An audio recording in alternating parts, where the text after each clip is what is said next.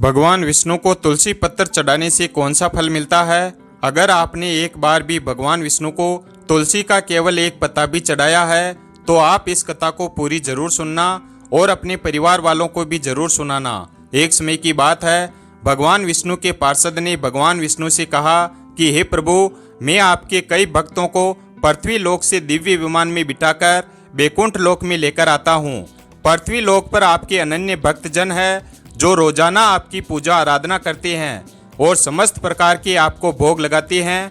इसी कारण से वह सभी बैकुंठ लोक को प्राप्त करते हैं। परंतु हे प्रभु, मेरे मन में एक प्रश्न है जो मैं आपसे पूछना चाहता हूँ। तब भगवान विष्णु कहते हैं, हे पार्षद, ऐसा कौन सा प्रश्न है जो तुम्हारे मन को विचलित कर रहा है? तुम्हारे मन में जो भी प्रश्न है निसंकोच होकर पूछो। पार्षद कहने लगा, हे प्रभु, आज मैं जिस ब्राह्मण को बैकुंठ लोक में लेकर के आया हूँ, उस ब्राह्मण ने ना तो कभी विधि विधान से आपकी पूजा की और ना ही कभी उसने एकादशी का व्रत किया है। फिर भी आपने उस ब्राह्मण को बैकुंठ लोक लाने को क्यों कहा है? ऐसा कौन सा कार्य उस ब्राह्मण ने किया है? कृपया आप मुझे बताने की कृपा करें। मैं उस ब्राह्मण के उस महान पुण्य के बारे में जानने का इच्छुक हूँ। तब भगवान विष्णु कहते हैं, हे पार्षद, तुमने उचित ही प्रश्न किया है। वह ब्राह्मण निश्चित ही बैकुंठ लोक आने का अधिकारी था। इसी कारण से हमने तुमको उस ब्राह्मण को बैकुंठ लोक लाने की आज्ञा दी थी। तुम्हारी इस शंका को दूर करने के लिए मैं तुम्हें उस ब्राह्मण की कथा सुनाता हूँ। इस कथा के माध्यम से तुम्हें तुम्हारे सभी प्रश्नों के उत्तर मिल जाएंगे। इसलिए तुम इस कथा को ध्यान से पूरी जरूर सुनना, और जो भी इस कथा का श्रवण करता है उसके समस्त पापों का नाश हो जाता है और उस प्राणी को बैकुंठ लोक में स्थान मिलता है। पार्षद कहने लगा, हे प्रभु, मैं बहुत भाग्यशाली हूँ कि आपके मुख से मुझे यह कथा सुनने को मिल रही है। कृपया आप मुझसे उस कथा को कहिए। मैं एकाग्रचित होकर उस कथा का श्रवण करूँगा।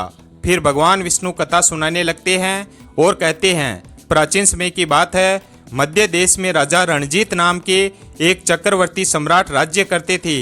उनके राज्य में कोई भी मनुष्य दुखी नहीं रहता था। उनकी समस्त प्रजा अत्यंत संतुष्ट रहती थी। महाराज रणजीत ने कितने ही यज्ञ किए जिनकी कोई गणना नहीं हो सकती थी। उन्होंने ऋषि मुनियों के लिए ताम्रपर्णी नदी के किनारे अनेक आश्रम बनवाए, यज्ञ आदि धार्मिक कार्य कराने के लिए कई स्थान उपलब्ध करवाए और अनेक पोखरे खुदवाए। फिर एक दिन महाराज रणजीत भगवान विष्णु के मंदिर में गए और जाकर के भगवान विष्णु की विधि विधान से पूजा की और उन्हें माणिक मोती और स्वर्ण से बने हुए कई प्रकार के आभूषण चढ़ाए तथा अनेक प्रकार के फूलों से उनका पूजन किया और उन्हें साष्टांग प्रणाम किया। और प्रणाम करके वह उस मंदिर में खड़े थे। तभी उस मंदिर में एक गरीब ब्राह्मण आता है जो कि उसी नगर का निवासी था। उसके हाथ में पूजा की सामग्री और तुलसी दल था। उस ब्राह्मण का नाम शिवदत्त था। महाराज की नज़र उस गरीब ब्राह्मण पर पड़ी। वह ब्राह्मण मंदिर में प्रवेश करके भगवान विष्णु की मूर्ति के पास गया और भगवान विष्णु के नाम का स्मरण करते हुए उसने भगवान की मूर्ति पर तुलसी दल और मंजरी रख दी और प्रणाम करने लगा। महाराज रणजीत ने पहले जो माणिक मोती तथा स्वर्ण के आभूषणों से भगवान की पूजा की थी वह उस ब्राह्मण के तुलसी पत्र के नीचे ढक गए, जिसे देखकर महाराज को बड़ा क्रोध आया और कहने लगे, हे ब्राह्मण, क्या तुझे दिखाई नहीं दे रहा है? हमने भगवान की विधि विधान से पूजा की है, उन पर माणिक मोती और स्वर्ण से बने हुए आभूषण चढ़ाए हैं, और तुम इस मूर्ति पर यह तुच्छ पत्ते डालकर शोभा क्यों बिगाड़ रहे हो? बताओ, तुमने ऐसा क्यों किया? मुझे तो ऐसा जान पड़ता है कि तुम बड़े ही मूर्ख हो। स्वर्ण के आभूषणों से भगवान की मूर्ति कितनी शोभा पा रही थी, किंतु तुमने तो पूजा स्थल को ही गंदा कर दिया है। क्या तुम्हें इतनी भी समझ नहीं है कि भगवान की पूजा कैसे की जाती है? फिर वह ब्राह्मण कहने लगा, हे राजन, आपको ही भक्ति का कुछ पता नहीं है। आपको आपके धन पर बड़ा घमंड हो रहा है, इसीलिए आपको तुलसी के पत्र तुच्छ पत्ते लग रहे हैं। फिर महाराज रणजीत कहने लगे, हे ब्राह्मण, तुम किस बात का घमंड कर रहे हो? लगता है तुम्हें तुम्हारी भक्ति और ज्ञान पर बड़ा घमंड हो गया है। अगर तुम भगवान को प्रिय होते, अगर तुम्हारी भक्ति से भगवान प्रसन्न होते तो तुम इतने गरीब नहीं रहते। लगता है तुमने भगवान विष्णु को प्रसन्न करने के लिए कभी यज्ञ दान धर्म भी नहीं किए होंगे, इसीलिए तुम निर्धन ही हो। भगवान विष्णु की कृपा के कारण ही मैं इस नगर का सम्राट बना हूँ और मेरे पास सब प्रकार के ऐश्वर्य है। अगर तुम्हें तुम्हारी भक्ति पर इतना ही विश्वास है तो आज ही इसका फैसला हो जाए। महाराज कहने लगे, यहाँ पर उपस्थित सभी ब्राह्मण कान खोलकर सुन लो। इस ब्राह्मण में और मुझ में कौन सबसे पहले भगवान विष्णु के दर्शन करता है? जो भी भगवान विष्णु को प्रसन्न करके सबसे पहले उनके दर्शन करेगा, केवल वही सर्वश्रेष्ठ कहलाएगा। इससे समस्त लोगों को पता चल जाएगा कि किसमें कितनी भक्ति है। फिर उस ब्राह्मण ने महाराज रणजीत की शर्त को स्वीकार कर लिया और अपने घर चला गया। फिर महाराज रणजीत भी अपने राजभवन में लौट गए और जाकर के महाराज रणजीत ने महर्षि मुग्दल को बुलाकर वैष्णव यज्ञ का अनुष्ठान करने का निर्णय लिया। फिर समस्त ऋषिगण और मुग्दल ऋषि भी महाराज के यज्ञ में पधारे और सभी ने मिलकर वैष्णव यज्ञ का आरंभ किया। उन्होंने बहुत सारा धन और अन्न खर्च किया, अनेक ब्राह्मणों को बुलाकर भोजन कराया और दान धर्म किया। उधर शिवदत्त भी अपने घर पर चला जाता है और जाकर के घर पर ही भगवान विष्णु का पूजन करने लगता है। उसके घर के सामने अनेक तुलसी के पौधे लगे हुए थे। वह नित्य उनकी देखभाल करने लगता है। रोज सुबह उठकर तुलसी के पौधों को जल देता है और बहुत ही अच्छे से उन पौधों का पालन पोषण करता है। गुरुवार के दिन बिना चूके तुलसी के पौधे में गाय का कच्चा दूध डालता है और उठते बैठते वह भगवान विष्णु के नाम का स्मरण करने लगता है। वह द्वार पर आए हुए समस्त प्राणियों में भगवान विष्णु को ही देखकर उनकी सेवा करने लगता है। इस प्रकार से महाराज रणजीत वैष्णव यज्ञ, दान धर्म आदि से भगवान विष्णु का पूजन करने लगे और शिवदत्त अपने घर पर ही तुलसी के पौधों को जल चढ़ाकर भगवान विष्णु का नाम स्मरण करते हुए उनकी भक्ति करने लगा। कुछ समय बीत जाने के बाद एक दिन शिवदत्त ने नित्य कर्म से निवृत्त हो जाने के बाद भोजन तैयार किया और तुलसी को जल चढ़ाने के लिए चला गया।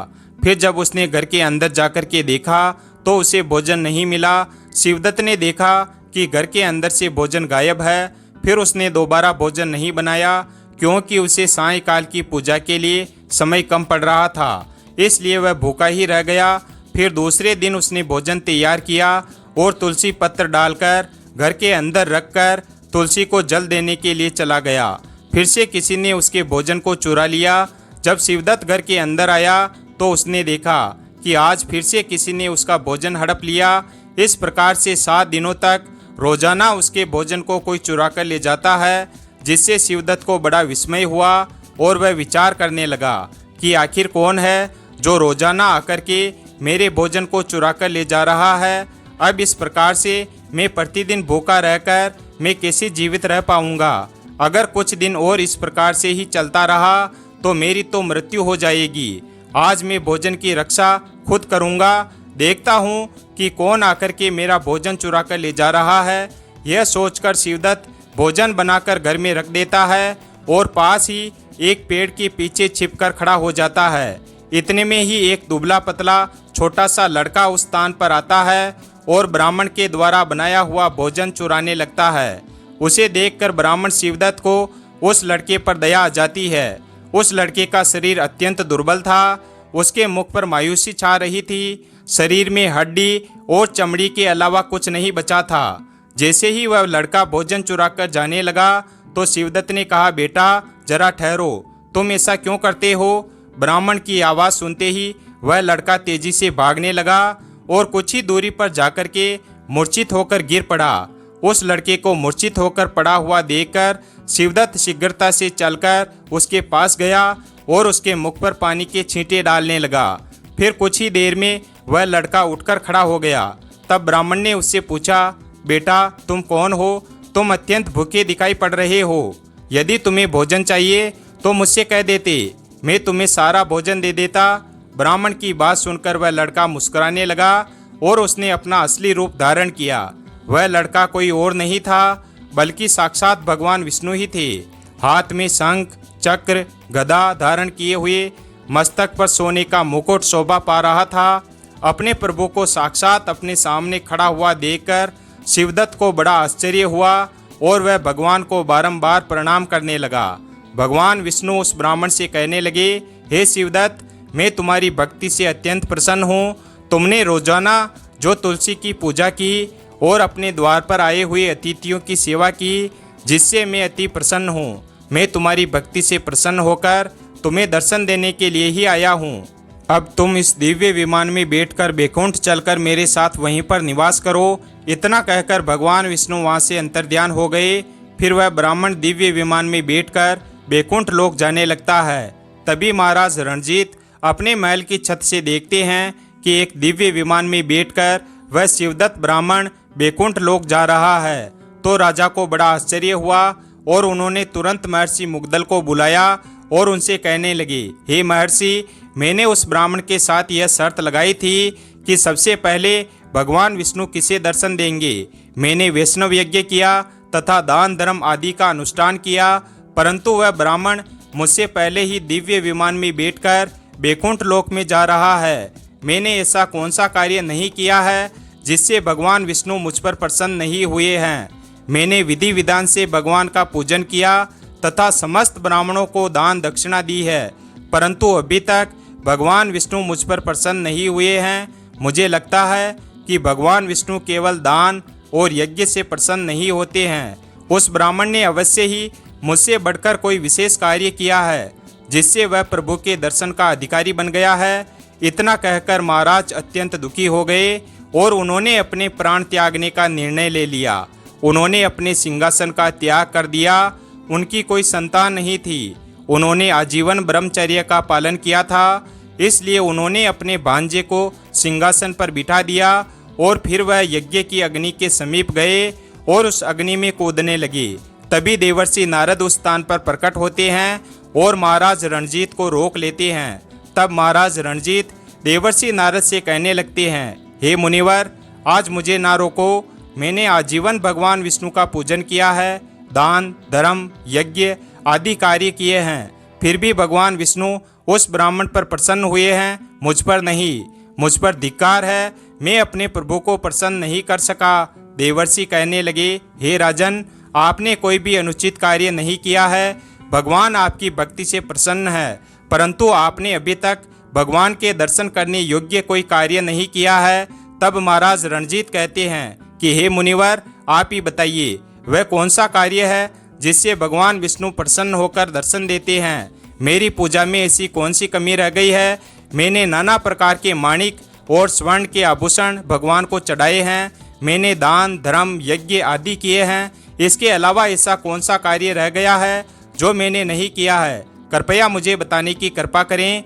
तब देवर्षि नारद कहते हैं, हे राजन, आपने भगवान विष्णु की पूजा में केवल एक वस्तु का प्रयोग नहीं किया है, जिस कारण से भगवान विष्णु आपको दर्शन नहीं दे रहे हैं। आपने कभी तुलसी दल का प्रयोग नहीं किया है। जब उस ब्राह्मण ने भगवान विष्णु पर तुलसी दल चढ़ाया तो आपने तुलसी पत्र को मामूली पेड़ के पत्ते कहकर उसका अपमान किया है, और भगवान विष्णु को तो तुलसी के पत्र सबसे अधिक प्रिय हैं।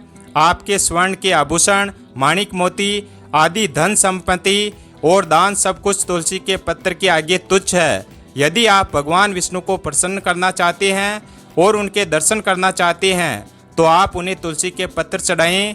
भगवान विष्णु तुलसी पत्र के बिना किसी भी प्रकार का भोग स्वीकार नहीं करते हैं। उस ब्राह्मण ने रोजाना तुलसी के पौधों की सेवा की है। भगवान विष्णु को नित्य तुलसी के पत्र डालकर भोग लगाया है, इसीलिए उसे भगवान विष्णु के साक्षात दर्शन हुए हैं। इसीलिए हे राजन, आप भी तुलसी की वाटिका का निर्माण करें, तुलसी के पौधे लगाएं, तुलसी के पौधों की देखभाल करें और भगवान विष्णु को भोग में तुलसी के पत्र अवश्य चढ़ाएं। देवर्षि नारद के वचन सुनकर महाराज को पश्चाताप होने लगा और उन्हें अपनी भूल समझ में आ गई। फिर उन्होंने अपने राजमहल के पास तुलसी के पौधों का रोपण किया और नित्य तुलसी को जल देने लगे। भगवान विष्णु को भोग में तुलसी के पत्र चढ़ाने लगे, जिससे उनके सभी दोष समाप्त हो गए। फिर एक दिन भगवान विष्णु ने महाराज रणजीत को साक्षात दर्शन दिए और कहने लगे, हे वत्स, मैं तुम्हारी भक्ति से अत्यंत प्रसन्न हूँ। तुम्हारे द्वारा चढ़ाए हुए भोग से भी मैं संतुष्ट हूँ। इसलिए अब तुम इस दिव्य विमान में बैठकर बैकुंठ लोक चलो और मेरे साथ में निवास करो। फिर महाराज रणजीत भी दिव्य विमान में बैठकर विष्णु लोक को चले गए। भगवान विष्णु कहते हैं, हे पार्षद, इस प्रकार से मुझे तुलसी के पत्र सबसे अधिक प्रिय हैं। केवल तुलसी के पत्र का भोग चढ़ाने के कारण ही उस ब्राह्मण को विष्णु लोक की प्राप्ति हुई है। भगवान विष्णु के द्वारा इस कथन को सुनकर के वह पार्षद अत्यंत प्रसन्न हुआ और भगवान विष्णु को बारंबार प्रणाम करने लगा। वीडियो अगर पसंद आया हो तो वीडियो को लाइक और हमारे चैनल शिव भक्त को सब्सक्राइब करें और अपने दोस्तों के साथ शेयर करें। धन्यवाद। और कमेंट बॉक्स में जय श्री कृष्णा अवश्य लिखें।